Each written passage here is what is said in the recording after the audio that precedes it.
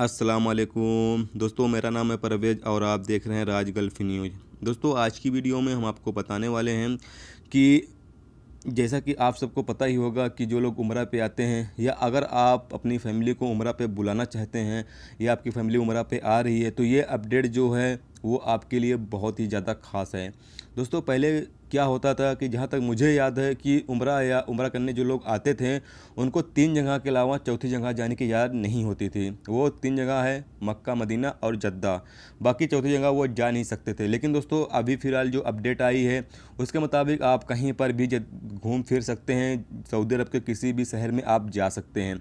आपको 1 महीने का वीज़ा जारी किया जाएगा। 1 महीने के में आपको 15 दिन दिया जाएगा कि आप उम्रा करें, ज़ियारत करें, और उसके बाद 15 दिन आपको दिया जाएगा कि आप सऊदी अरब के कोई भी शहर में आपको जाना है, घूमना फिरना है, तो आप घूम फिर सकते हैं।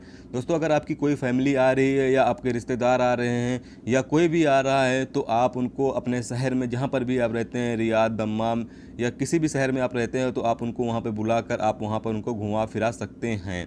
और जो भी यानी उम्रा करने आ रहे हैं वो भी किसी भी शहर में जाकर घूम फिर सकते हैं।